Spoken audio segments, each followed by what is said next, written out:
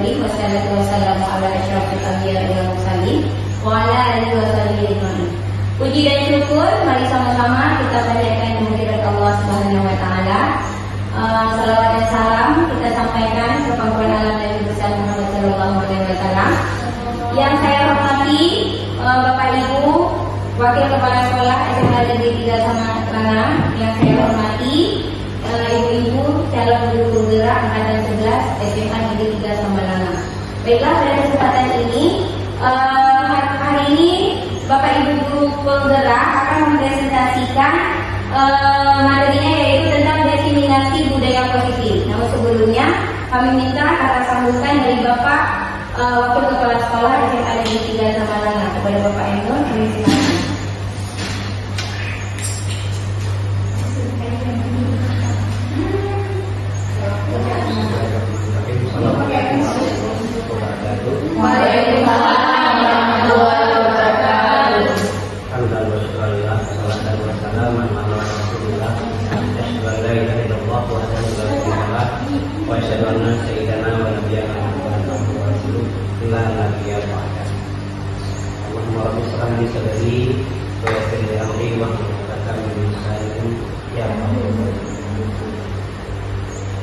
Walakah yang pertama, mari kita sama-sama memuja dan memuji Allah Subhanahu wa taala, yang mana oleh Allah sampai detik ini masih diberikan kepada kita kesempatan dalam rangka kita beraktivitas sesuai dengan tugas dan fungsi kita masing-masing. Selawat beriring salam bersama-sama kita sampaikan keharibaan kita Muhammad sallallahu alaihi wasallam yang telah membawa kita semua dari alam gelap kepada alam terang, dari alam kebutuhan pada alam yang penuh dengan pengetahuan, dari alam tidak beradab kepada alam yang penuh dengan akhlakul karimah. Tadi dan penghormatan saya yang pertama kepada Bapak Ibu calon guru penggerak angkatan ke-11, Bapak Ibu peserta diseminasi budaya positif yang kami banggakan. Adapun pada kesempatan ini saya hanya ingin menyampaikan sedikit pesan dalam rangka kita melaksanakan sesuatu itu harus fokus dan penuh dengan percaya. Yakinlah semuanya itu akan berhasil dengan baik apabila kita usahakan dengan persiapan langkah-langkah yang sangat baik.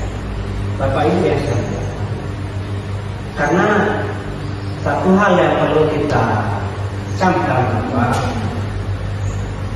untuk mencapai sesuatu harus dengan persiapan yang kuat. Nawa itu bilang ke Allah, berjuang dengan sepenuh hati, insya Allah kita akan berhasil. Mungkin ini yang dapat saya sampaikan pada Bapak Ibu sekalian. Mudah-mudahan Bapak Ibu dapat berhasil dengan baik. Sekian dan demikian. Assalamualaikum warahmatullahi wabarakatuh. Waalaikumsalam warahmatullahi wabarakatuh.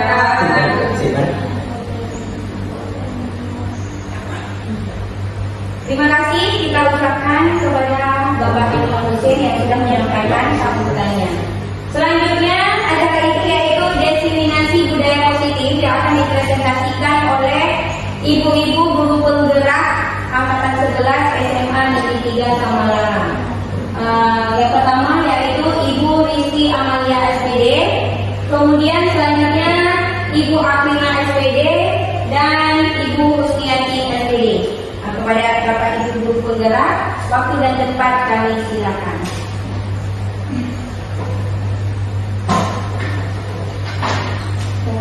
Assalamualaikum warahmatullahi wabarakatuh. Waalaikumsalam warahmatullahi wabarakatuh. Bismillahirrahmanirrahim. Puji dan syukur kita panjatkan kehadirat Allah Subhanahu wa taala, dan selawat dan salam kita sambungkan kepada Nabi besar Muhammad sallallahu alaihi wasallam. Yang saya hormati Bapak Wakil Kepala Sekolah, dan yang saya hormati Bapak Ibu guru yang telah bersedia hadir pada ruangan yang berbahagia ini. Pertama sekali kami ucapkan terima kasih Bapak Ibu sudah menyempatkan waktu untuk mengisi acara kita pada hari ini. Terima kasih sudah membantu proses kami dalam pendidikan guru penggerak. Baiklah Bapak Ibu, sebelum kita masuk ke dalam acara atau materi Mari kita lakukan kegiatan ini sejenak ya Bapak Ibu. Berarti dalam kegiatan yuk senyum selama 30 detik. Mungkin tadi sebelum kita masuk ke ruangan ini, kita dalam apa ya? Banyak masalah atau di ruang lagi ya kan? Mari kita refreshing sejenak ya. Berarti ini sesuai Bapak Ibu duduk terus berhadapan dengan kawan sendiri. Sudah dapat kawannya masing-masing? Berarti mungkin ini pertama Bapak Ibu mungkin terpaksa melakukannya, tapi lama-kelamaan itu akan menjadi tumbuh senang, menjadi senyumnya menjadi ikhlas ya Bapak Ibu ya. Berarti kita mulai ya. Saya hitung 1 sampai 3, berarti Bapak Ibu mulai senyum selama 30 detik. Ya. 1, 2, 3, mulai. 30 detik ya. Senyumnya yang ikhlas. Jangan memaksa. Senyumnya yang ikhlas ya. Ini kan dari dia sendiri. Senyum. Ya, kan? Senyum. Ya. Senyum selama 30 detik. Saya berapa? Udah, berarti kasih tepuk tangan untuk kita semua. Berarti yang tadinya mungkin tanya masing-masing dan malu-malu, berarti sekarang sudah ada sesuai dengan tema kita hari ini, yaitu budaya positif. Berarti sudah menimbulkan aura yang positif ya. Ya. Berarti selanjutnya, sebelum kita melakukan acara kita hari ini, kita buat kesepakatan forum destinasi. Jadi kesepakatan ini kita buat bersama ya Bapak Ibu ya. Jadi contohnya yang pertama, menghargai pendapat orang lain. Ini nanti pada saat acara kegiatan kita, berarti kita menghargai pendapat orang lain. Yang kedua, menjadi pendengar yang baik. Berarti selanjutnya mungkin ada dari Bapak Ibu yang ingin menambahkan kesepakatan selanjutnya. Ada lagi Bapak Ibu kesepakatan kelas kita yang ingin ditambahkan? Ada Bapak Ibu? Mungkin apa ada? Setiap peserta harus aktif. Setiap peserta Tulis ya. ditulis ya.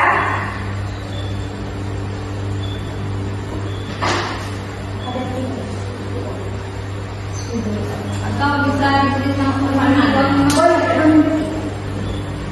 Udah ditulis langsung. Berarti tambahan yang ketiga, berarti setiap peserta harus aktif. Lagi ada yang ingin ditambahkan selanjutnya? Kesepakatannya?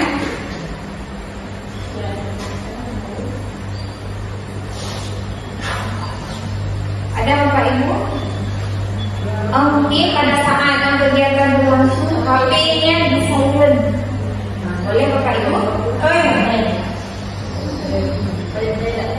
HP-nya di silent. Ada lagi? HP silent. Ada lagi? Bebas memberi pertanyaan kalau ada yang tidak paham. Oh boleh. Bertanya ya? Ya bertanya.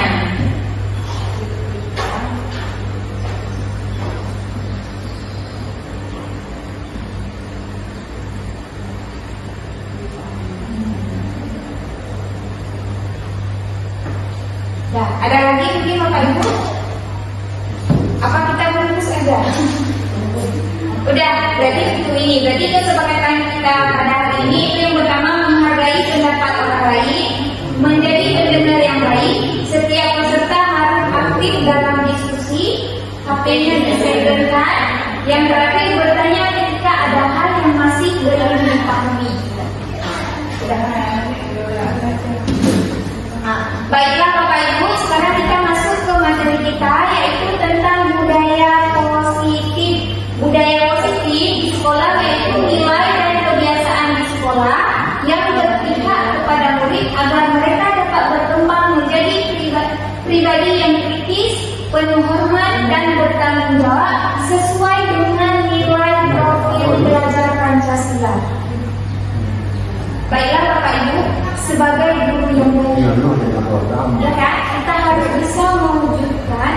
budaya positif di sekolah kita, yaitu dengan menggunakan konsep utama dari budaya positif.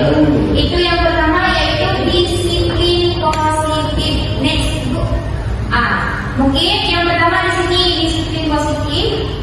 Apa makna dari disiplin positif? Mungkin ada pendapat dari Bapak Ibu tentang makna dari disiplin positif. Pak Komita dari mana? Menurut saya disiplin positif itu perilaku positif atau perilaku yang baik dalam kehidupan sehari-hari yang kemudian bisa kita biasakan kepada murid. Bagus sekali. Mungkin ada pendapat dari yang lain. Ya, Ibu Prima silakan. Disiplin positif adalah kebiasaan yang baik, di mana kebiasaan itu selalu kita terapkan ketika kita bertemu dengan teman-teman kita. Kita menjadi nyaman dan senang, begitu juga dengan teman kita. Mungkin begitu dari saya. Iya, benar sekali pendapat dari Ibu Rahmi dan Ibu Akrima. Berarti benar, disiplin positif itu yaitu ada kegiatannya dengan kebiasaan perilaku positif, yaitu dengan tujuan menumbuhkan kesadaran serta memberdayakan anak untuk melakukan sesuatu tanpa sungkan, tanpa ancaman maupun hukuman. Berarti budaya positif itu, disiplin positif itu berarti dengan penuh kesadaran siswa itu melakukannya sendiri, bukan karena paksaan. Maksudnya tanpa sogokan. Misalnya, contohnya, kenapa sih anak itu harus sekolah? Dia takut, mungkin kayak ini. Kalau ada sogokan, mungkin dia sekolah karena ada sogokan dari orang tua di rumah, atau ada paksaan dari orang di rumah, atau pengen mendapat ijazah. Tapi di sini tugas kita sebagai guru, kita harus disiplin positif, maksudnya membuat mereka sadar kenapa mereka ingin sekolah, karena ini belajar, ya kan? Dan juga sehingga dengan menerapkan disiplin positif, mereka bisa berperilaku atau mengacu pada nilai-nilai kebijakan universal. Mungkin Bapak Ibu di sini ada yang tahu nilai-nilai kebijakan universal itu seperti apa? Iya, Pesni. Misalnya menghargai orang lain, Iya, buang sampah pada tempatnya. iya, benar sekali. Yang lain, banyak sekali nilai kebijakan yang harus kita wujudkan di sekolah kita. Ya kan Bapak Ibu? Udah. Dan motivasi intrinsik bukan ekstrinsik. Maksud di sini motivasi intrinsik itu kalau intrinsik dorongan dari diri sendiri, bukan karena paksaan atau dorongan dari luar. Begitu. Berarti itu yang dinamakan dengan disiplin positif. Sekarang yang kedua kita masuk ke teori motivasi. Bapak Ibu mungkin ada yang tahu motivasi itu apa? Mungkin ada pendapat dari Ibu. Iya, boleh Ibu Mulyana. Menurut saya motivasi itu adalah dorongan, di mana dorongan itu bisa muncul dari dua sisi. Yang pertama dorongan motivasi internal. Di motivasi internal ada motivasi yang memang muncul dari pribadi kita sendiri. Artinya dari dalam hati, tidak ada paksaan dari siapapun. Yang kedua yaitu motivasi eksternal. Nah, di mana motivasi eksternal itu merupakan motivasi yang memang dia ada ikut aja dari orang lain. Artinya ada mengharapkan sesuatu. Kita melakukan sesuatu itu dengan harapan ada ini itu, ya. Jadi ada imbalan dari pihak lain. Iya, benar sekali. Kasih tepuk tangan. Berarti sesuai dengan materi yang telah kita pelajari di guru penggerak, teori motivasi perilaku manusia itu ada 3. Yang pertama, untuk menghindari ketidaknyamanan atau hukuman. Itu misalnya contohnya, Bapak Ibu ke sekolah datang tepat waktu, itu dikarenakan apa? Absen Bu. Dikarenakan absen. Berarti itu termasuk ke dalam motivasi itu eksternal, ya kan? Karena ada dorongan dari luar, ya kan? Karena takut mungkin kena marah dari kepala sekolah. Berarti yang kedua, untuk mendapatkan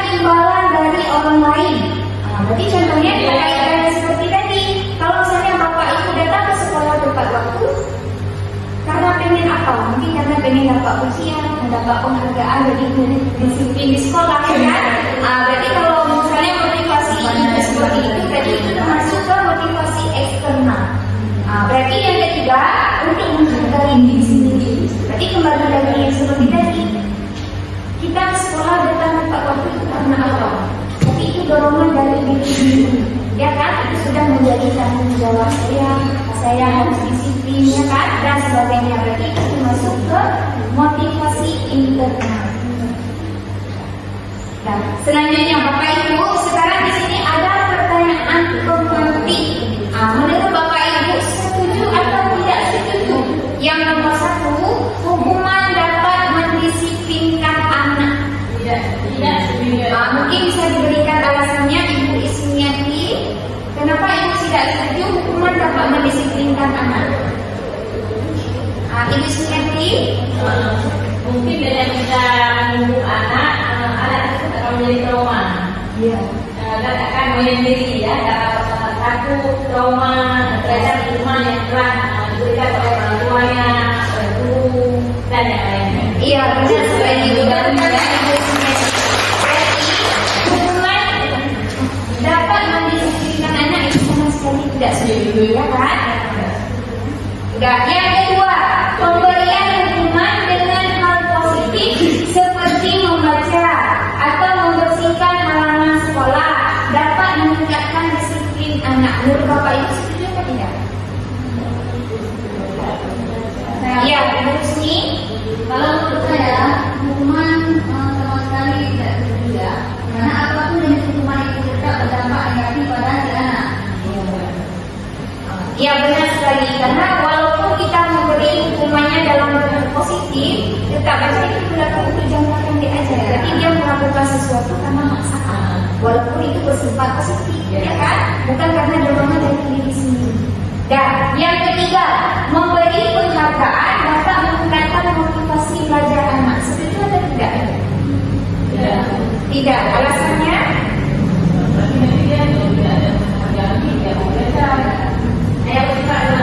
Iya betul. Berarti dengan kita selama ini, penghargaan itu hanya bersifat sementara. Selanjutnya, baik. Berarti Bapak Ibu di sini dihukum oleh penghargaan. Berarti bahwa penghargaan berlaku sama seperti hukuman. Dalam artinya meminta atau membujuk seseorang melakukan sesuatu untuk memenuhi suatu tujuan. Misalnya Bapak Ibu contohnya. Misalnya selama ini anak mau belajar, anak mungkin dia pengen mendapat penghargaan atau juara. Berarti itu termasuk dalam bentuk hukuman. Karena berarti mereka selama ini belajar bukan pengen mendapatkan ilmu, tapi pengen mendapat atau meraih juara atau pengakuan dari seseorang, ya kan? Berarti di sini penghargaan itu seperti yang Ibu Ismi bilang tadi, dia pengaruh jangka pendek, ya kan? Hanya bersifat sementara. Yang kedua, penghargaan itu menghukum. Yang ketiga, penghargaan mengurangi ketepatan, penghargaan tidak efektif, penghargaan merusak hubungan. Maksudnya penghargaan merusak hubungan, contohnya di sini misalnya, ini untuk kita guru ya Bapak Ibu, misalnya dalam ruangan rapat. Misalnya kita dipuji oleh kepala sekolah kita salah satu, pasti yang lainnya ada manfaat ini, ya kan? Kenapa dia selalu dipuji seperti ini? Itu akan berdampak, maksudnya merusak hubungan kita. Jadi penghargaan seperti itu tidak efektif. Ya, Bu. Selanjutnya, penghargaan menurunkan kualitas, penghargaan mematikan kreativitas, penghargaan mengurangi motivasi intrinsik. Jadi selama ini dengan kita memberi penghargaan, siswa belajar karena dengan mendapat penghargaan, bukan karena dorongan dari sendiri ingin mendapatkan ilmu. Dan selanjutnya kita masuk ke perbedaan hukuman dan konsekuensi. Mungkin Bapak Ibu di sini bisa membedakan mana hukuman dan mana frekuensi. Mungkin ada pendapat dari Ibu, apa itu hukuman, apa itu frekuensi? Konsekuensi. Ya. Perbedaan hukuman dan konsekuensi. Ya, boleh Ibu lagi. Hukuman dia dampaknya negatif. Kalau konsekuensi jadi ke positif. Tapi dua-duanya ini berjalan ya untuk perkembangan sekali. Iya, benar sekali. Berarti sekarang kita tengok contoh tindakan guru. Ini termasuk ke dalam hukuman atau konsekuensi. Untuk yang pertama, mencatat 100 kali dalam buku kalimat, saya tidak akan terlambat lagi karena terlambat ke sekolah. Itu termasuk ke hukuman atau frekuensi? Hukuman.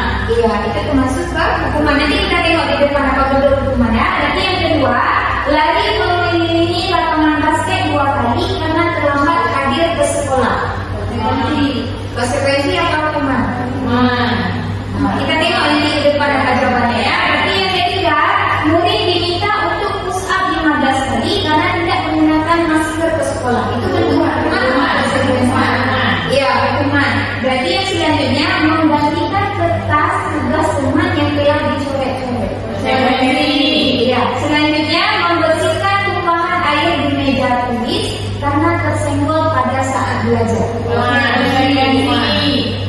Kenapa Pak? Bukan yang kita tengok konsekuensi apa hukuman.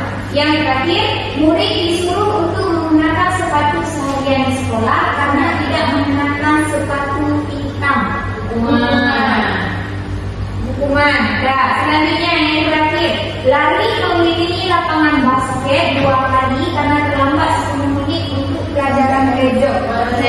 Konsekuensi. Dah, sekarang kita tengok jawabannya ya. Next juga klik. Berarti untuk yang nomor 1 itu termasuk hukuman. Iya, karena dia betul hukuman ya kan. Saya tidak akan terlambat lagi karena dia terlambat ke sekolah. Itu bentuk hukuman. Berarti yang kedua hukuman, yang ketiga juga hukuman. Berarti yang konsekuensi ada dua. Atau Pak Ika?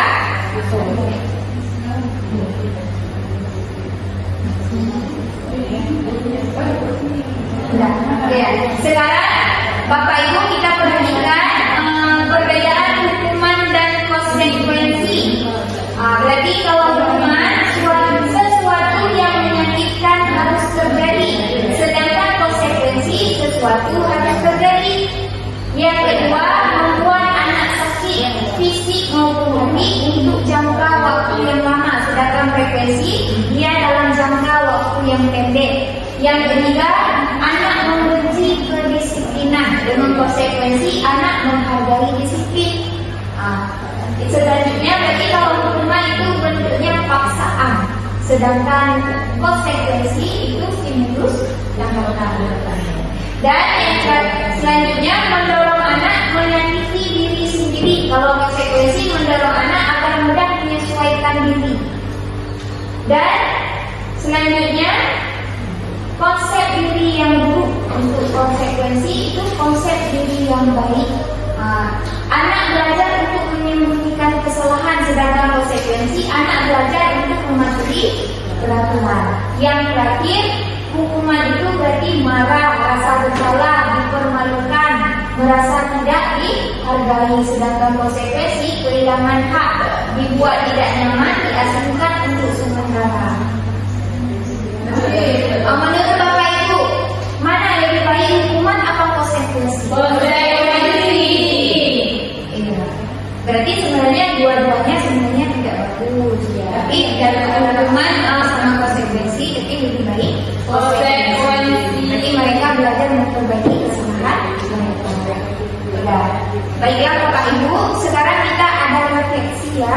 Jadi refleksi di sini, perasaan apa yang muncul selama Bapak Ibu mempelajari khususnya mengenai makna disiplin positif yang telah kita pelajari sebelumnya dan teori motivasi perilaku manusia.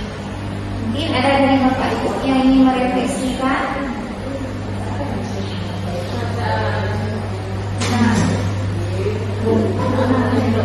Lebih paham tentang apa itu motivasi dan disiplin positif sehingga bisa menerapkan dalam kehidupan sehari-hari, terutama terhadap situasi kita di SMA.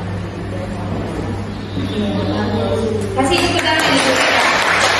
Oke, satu lagi ada laki-laki yang ingin merefleksi.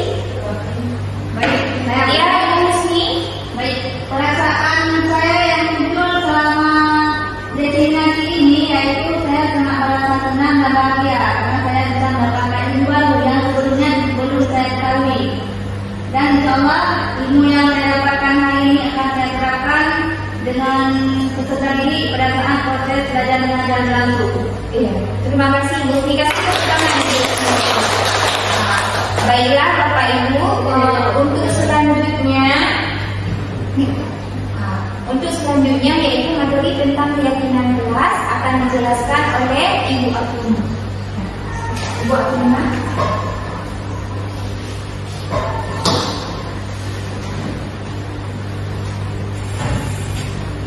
Assalamualaikum warahmatullahi wabarakatuh.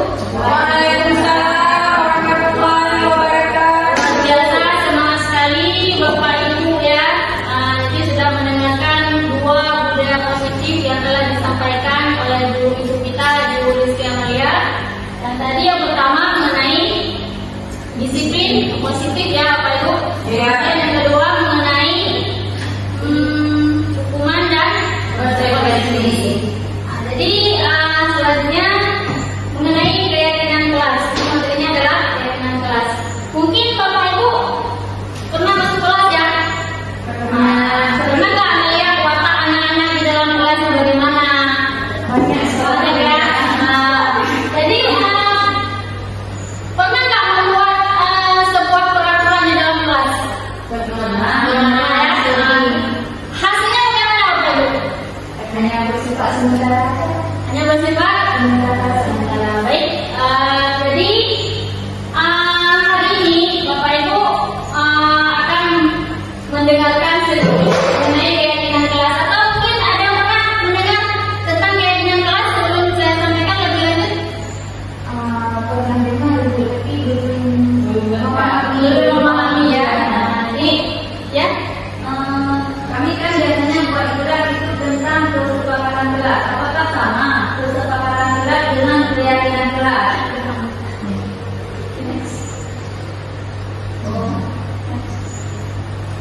Baik,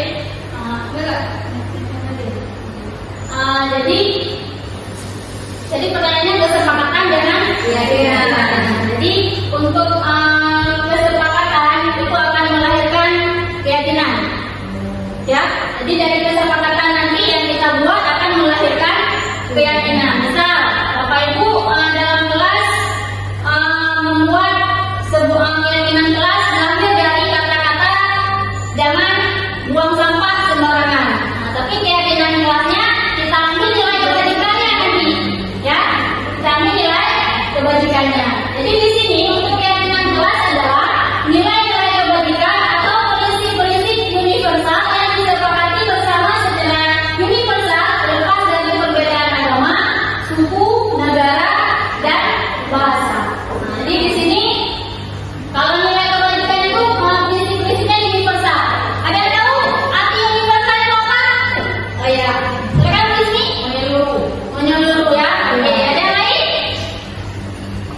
Selain menyeluruh, oke, buat Ibu Suyati Sudah diakui oleh seluruh dunia di mana aja dan oleh agama apapun. ya, jadi bisa dipakai kemanapun ya. Misalnya kita pergi ke luar Aceh, nah, pasti bisa dipakai ya.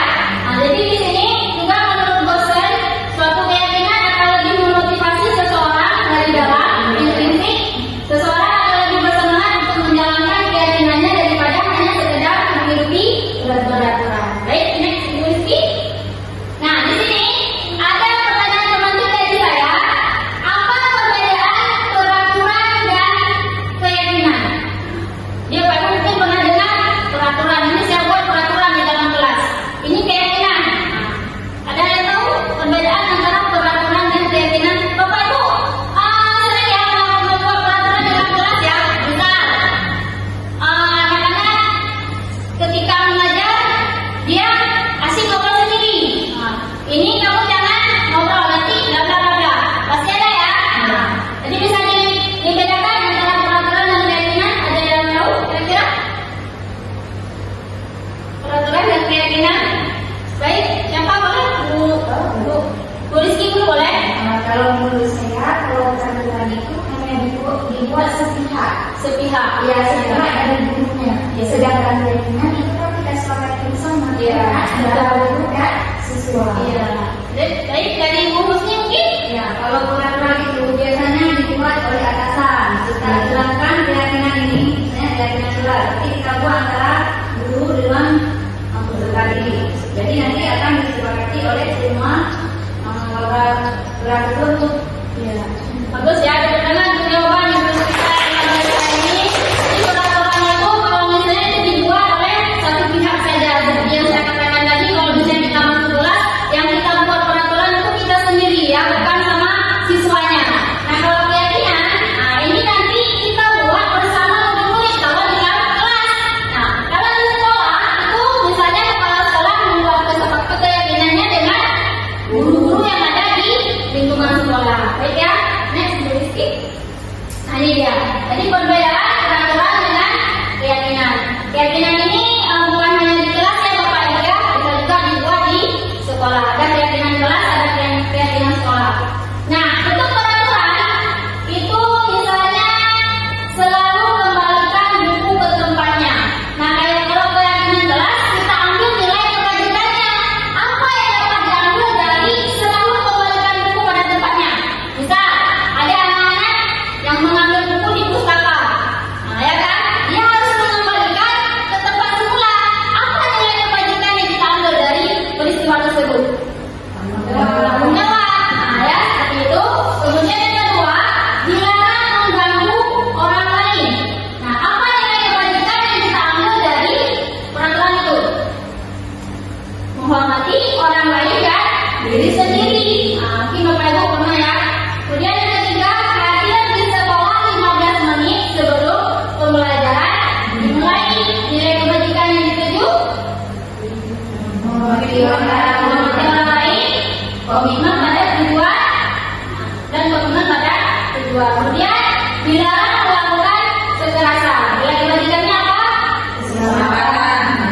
Dan menghargai orang lain ya. Kemudian dilarang menggunakan narkoba. Apa nilai kebajikannya di sini? Keselamatan. Kemudian bergantian menunggu giliran. Apa nilai kebajikannya di sini? Keselamatan.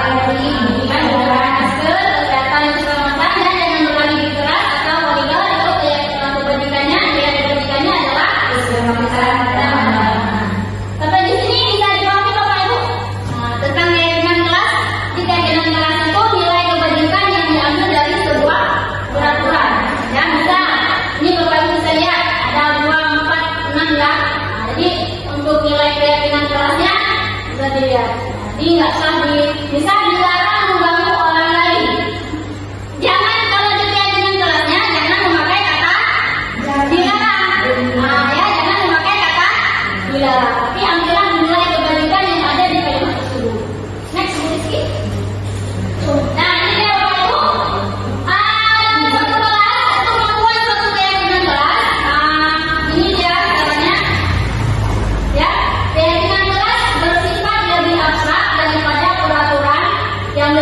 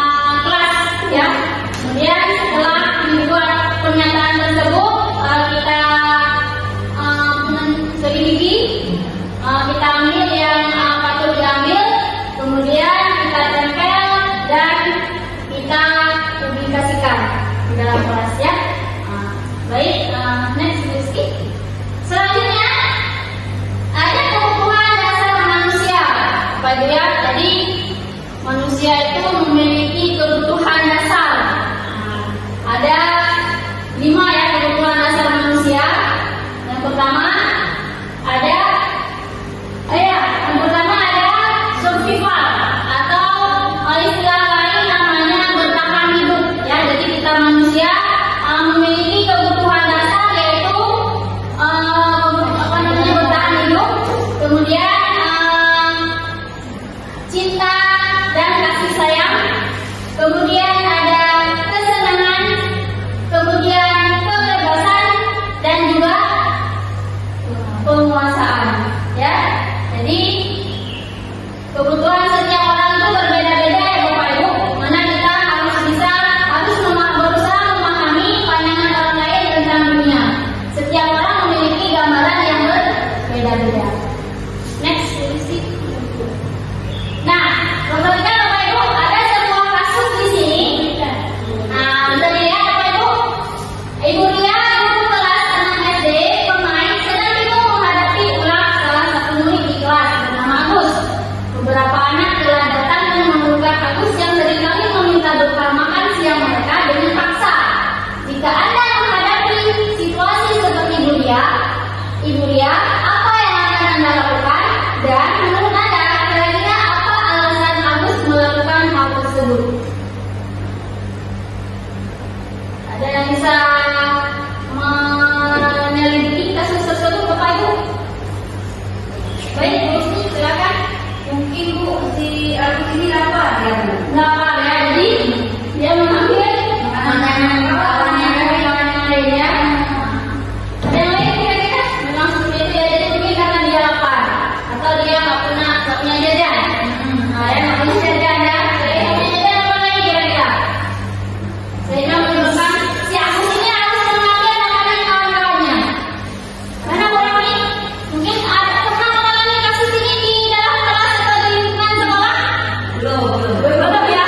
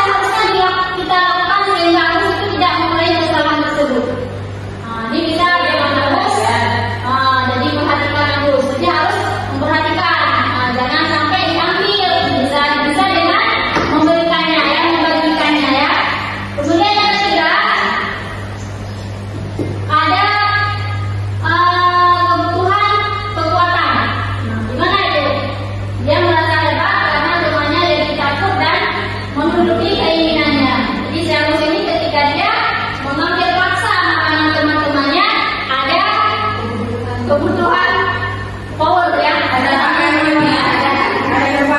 ya. Ada hak memang ya. Jadi dia merasa hebat karena temannya jadi takut dan menuruti keinginannya. Kemudian yang keempat ada kebutuhan freedom atau kebebasan, di mana Agus merasa bosan dengan bekal yang dibawakan. Oh betul juga ya. Dibawakan orang tuanya karena selalu bekal yang sama. Berarti kadang kuota berbeda ya. Kuota bentuknya berbeda. Kadang-kadang bisa juga berbeda. Itu. Jadi dia nggak mau makan. Kadang-kadang ini aja. Di bosan. Jadi di situ ada kebutuhan tentang freedom atau kebebasan. Selanjutnya kebutuhan kesenangan. Di mana dia letaknya?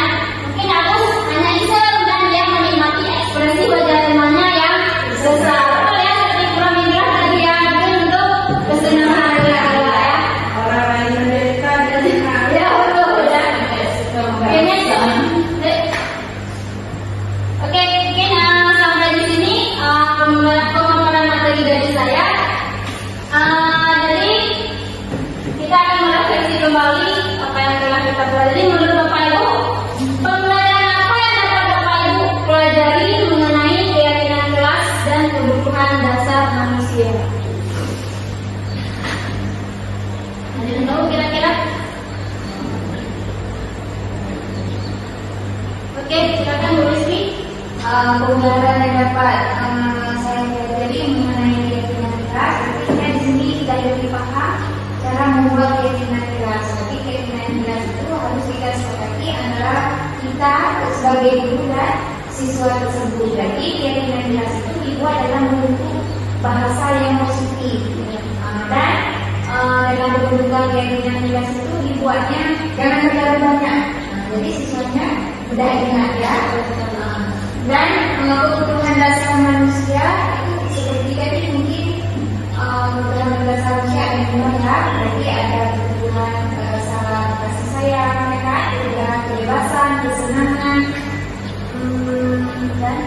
dan kita ada kasih sayang. Mengenai revolusi luar biasa sekali. Jadi untuk keyakinan kelas dan kebutuhan dasar manusia cukup sampai di sini. Selanjutnya sisi budaya positif selanjutnya akan disampaikan oleh rekan kita yaitu Bu Niati. Pada Bu Niati saya kami persilakan.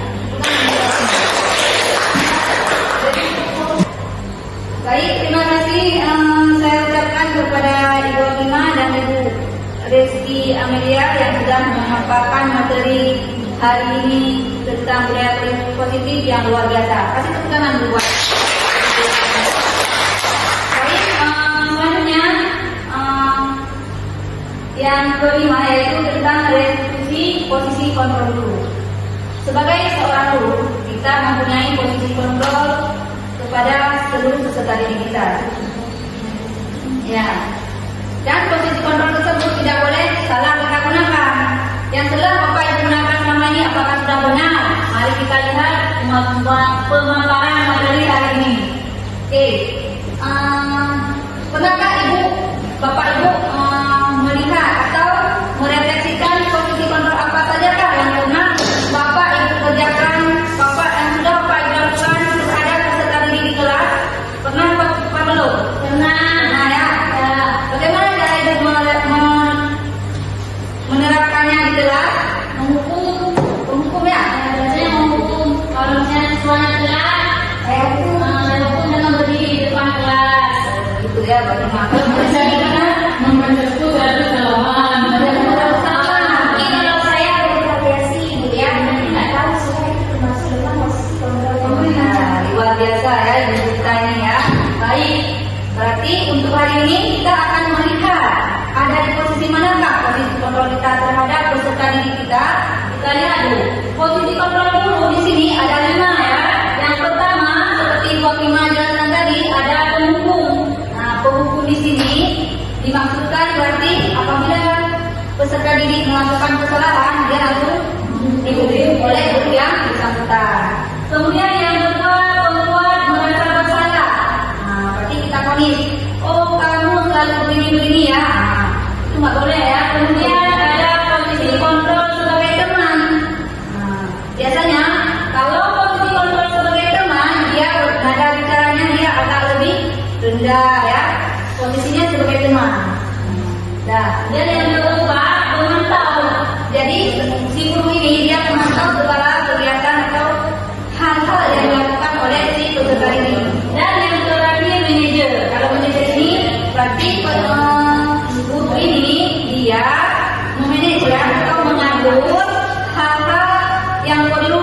dilakukan oleh peserta ini.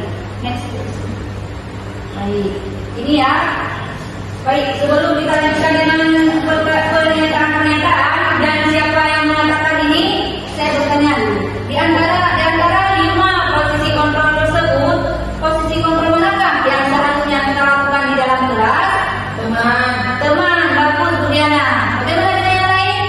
Manajer, bagus Bu Fatima. Yang lain? Pemantau. Boleh lagi penghukum yang setia. Baik.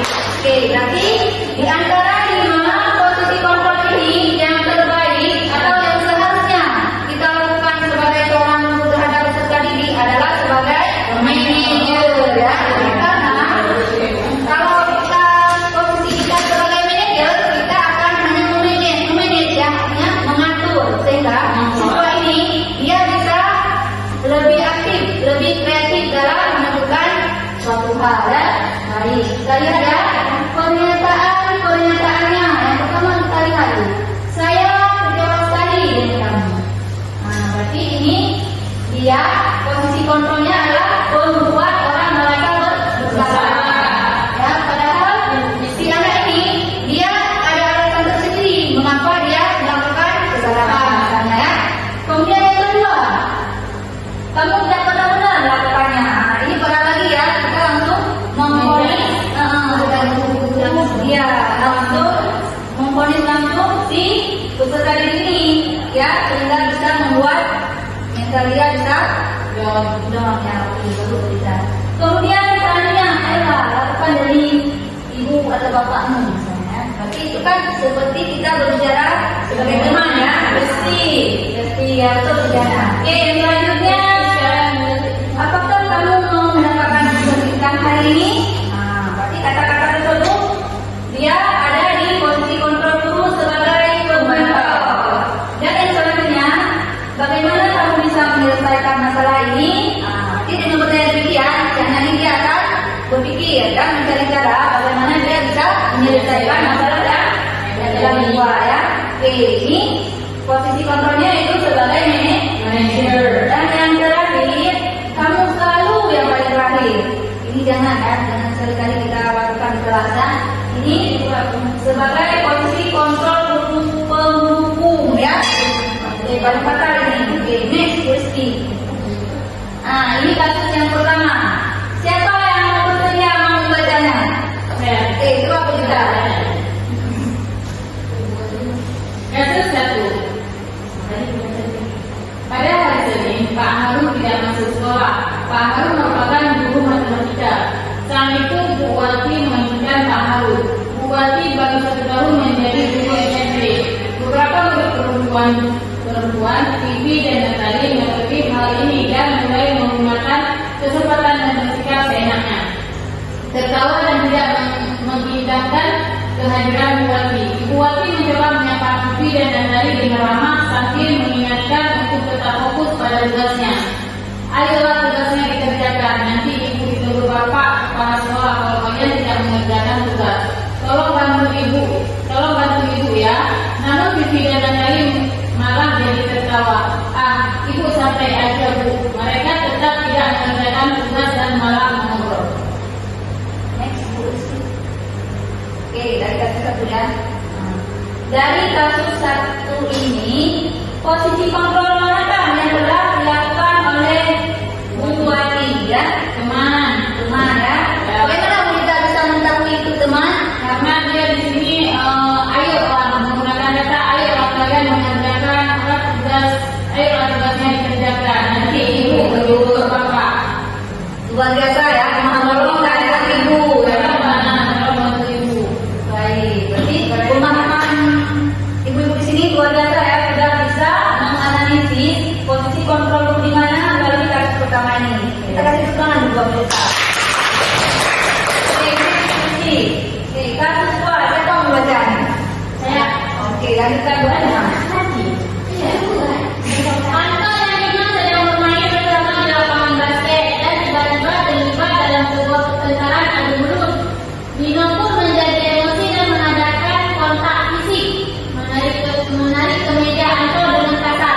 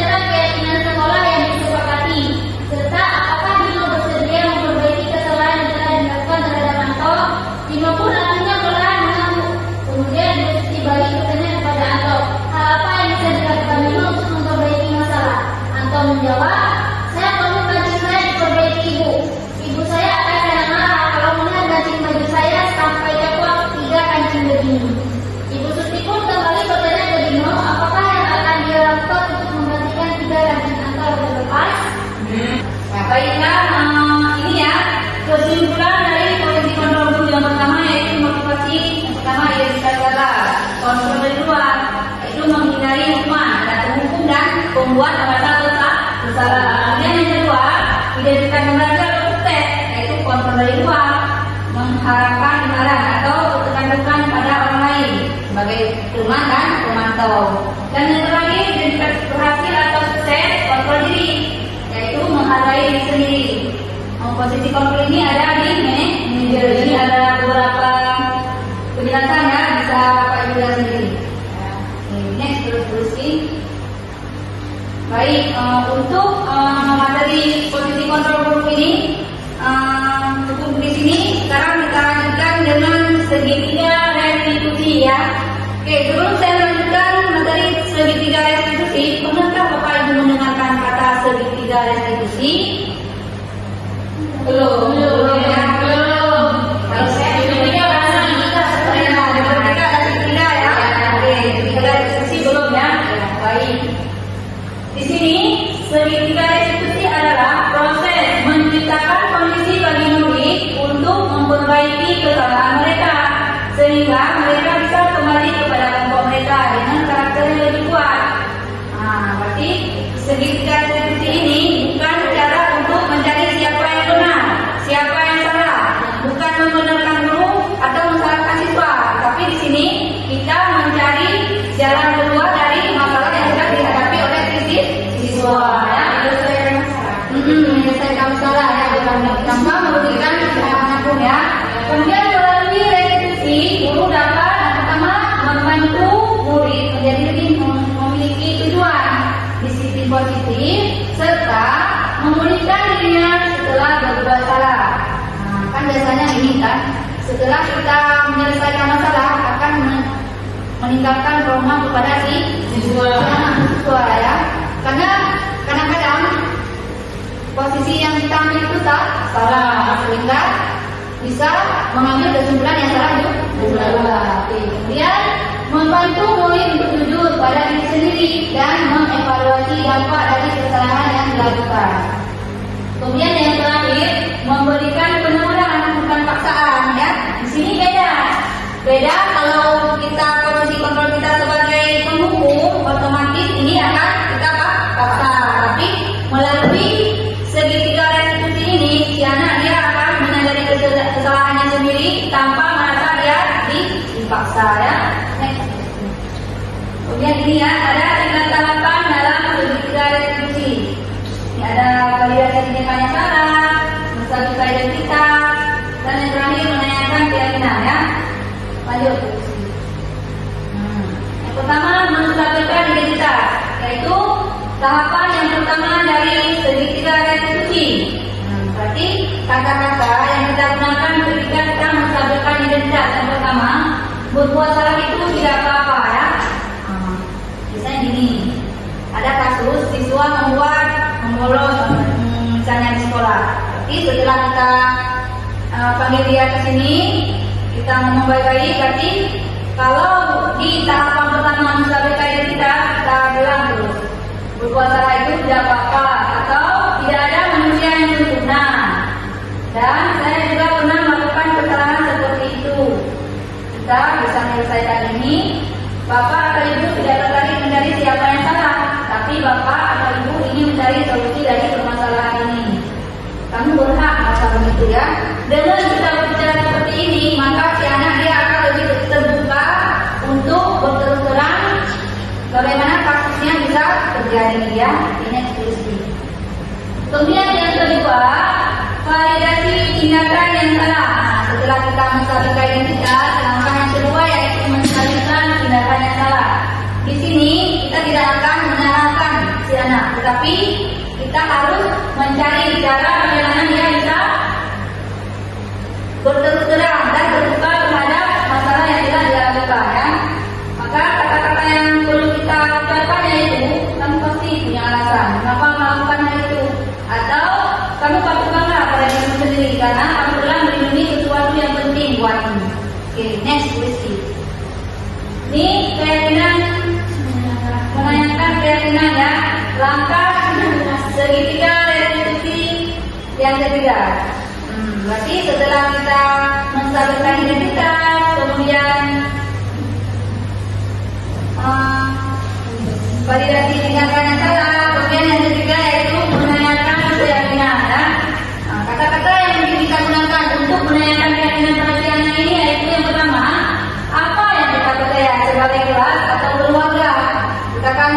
sebagai warga sekolah sudah membuat keyakinan kelas atau keyakinan sekolah ya di di disiplin ya. Kemudian yang kedua, apa nilai-nilai umum yang kita telah sepakati? Nah, berarti kan mereka sudah ada keyakinan kelas ya. Berarti misalkan dia berupa pengalaman, pasti dia sudah melanggar keyakinan kelas tersebut. Kemudian yang selanjutnya, apa yang kita tentang kelas yang ideal? Nanti kita tanya dulu bagaimana kelas ideal yang dia impikan di masa depan misalnya kan.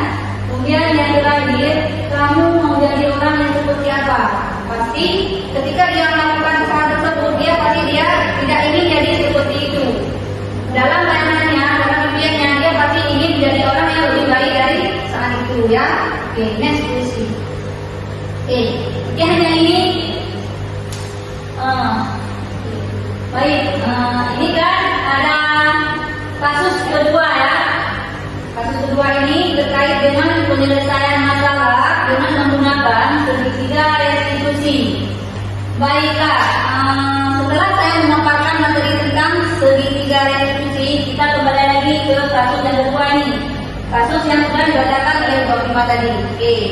Setelah Bapak Ibu baca kembali kasus kedua ini, langkah-langkah restitusi apa saja yang sudah dilakukan oleh Ibu Suti. Dan tolong bacakan pernyataan yang diucapkan oleh Ibu Suti yang ada dalam kasus kedua ini. Siapa mau membantu menjawab? Oke, silakan Bu Rizky. Jadi dari kasus yang nomor 2 ini, Ibu Suti sudah melakukan segitiga restitusi dengan 3 langkah sekaligus. Berarti sudah 3 langkah ya. Jadi di sini berarti kita tengok yang pertama segitiga restitusi yaitu menstabilkan identitas, yaitu dengan mengatakan kesalahan adalah hal yang manusiawi. Berarti itu sudah masuk ke menstabilkan Identitas ya. Yang kedua berarti validasi tindakan yang salah ya kan. Berarti sudah menanyakan kesalahan, kenapa dia melakukan kesalahan tersebut ya kan. Yang ketiga menanyakan keyakinan. Berarti di sini Ibu Suti melanjutkan pertanyaan tentang keyakinan sekolah yang dialami seperti ini. Benar sekali ya jawaban Ibu Rizky ya. Kita kasih tepukan. Tapi dengan berakhirnya kasus kedua ini, saya harap semuanya sudah mengerti ya. Hari ini sudah mengerti dari bagaimana cara menyelesaikan kasus kedua ini yang telah diselesaikan oleh Ibu Rizky.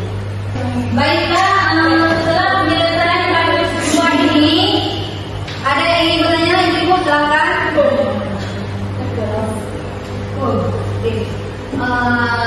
Ya ini saya tanyakan di sini. Berarti dalam menyelesaikan masalah siswa apa harus dengan segitiga restitusi atau ada cara lain? Bagus sekali ya pertanyaannya ya. Nanti pertanyaannya, apakah harus dengan segitiga restitusi dalam kita menyelesaikan kasus yang ada di sekolah? Jawabannya nggak mesti ya, tapi segitiga restitusi ini sudah dilakukan penelitian oleh ilmuwan bahwa melalui segitiga restitusi ini berarti si anak dia bisa kembali ke identitas sebelumnya. Artinya di sini dia tidak akan merasa terpojok, tidak akan merasa disalahkan, tidak akan meninggalkan trauma, sehingga dia bisa menstabilkan keadaannya sendiri. Nanti dia bisa menyelesaikan kasusnya tanpa merugikan orang lain dan dirinya. Dia bisa dengan sendirinya mengetahui keyakinan jelas yang sudah dia langgar. Dan kalaupun misalnya kita lakukan yang sudah Bapak Ibu lakukan di sekolah itu sudah termasuk ke segitiga restitusi. Namun Ibu perlu tahu aja namanya segitiga restitusi. Oke, yang lain ada silakan. Sudah paham Bu? Ya. Kalau sudah paham, untuk menutup diseminasi kita hari ini, maka kita akan membaca Al-Fatihah dalam hati. Membaca Al-Fatihah dimulai.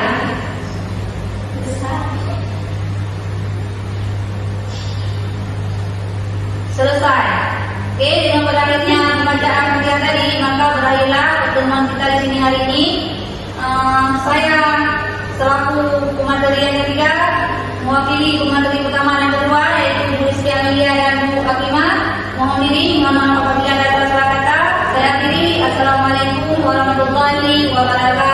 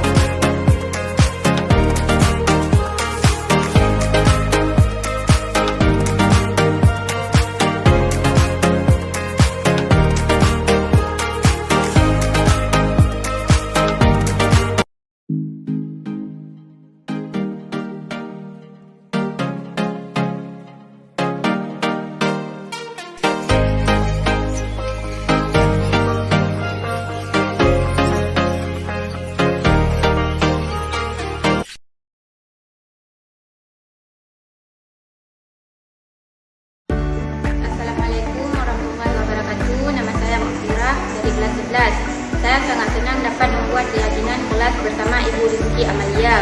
karena sangat penting untuk kami agar dapat menumbuhkan rasa tanggung jawab dan menghargai. Terima kasih. Wassalamualaikum warahmatullahi wabarakatuh. Assalamualaikum warahmatullahi wabarakatuh. Nama saya Nurmana dari kelas 11. Hari ini saya sangat bahagia dapat menciptakan sebuah keyakinan kelas bersama Ibu Rizky Amalia dan kawan-kawan. Dan keyakinan kelas itu penting untuk menumbuhkan kesadaran dalam diri sendiri, tanggung jawab dan menghargai. Terima kasih. Wassalamualaikum warahmatullahi wabarakatuh.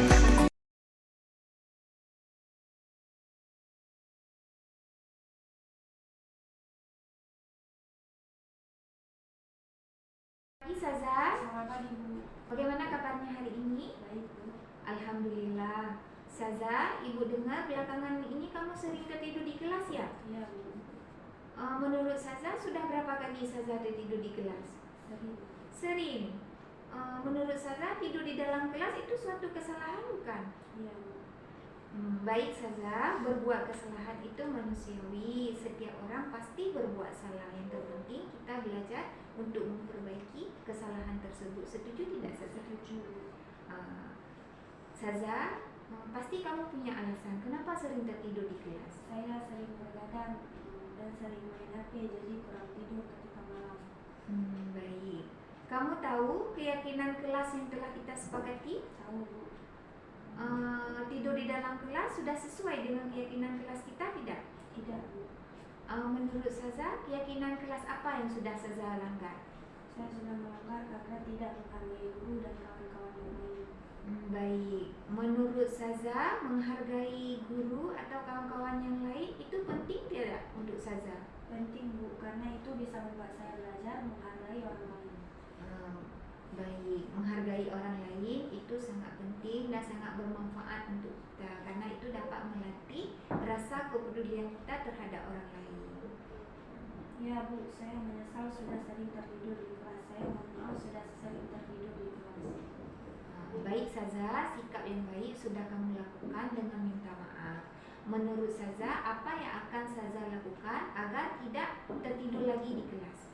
Saya akan tidur lebih cepat dan tidak akan begadang lagi dan tidak akan main HP sampai larut malam supaya besoknya saya tidak terlambat untuk ke sekolah. Baik Saza, kamu sudah menemukan solusinya. Ibu akan bekerja sama dengan orang tua kamu supaya kamu tidak tertidur lagi di kelas ya. Iya Bu. Sekarang silahkan kembali ke kelas ya. Baik Bu.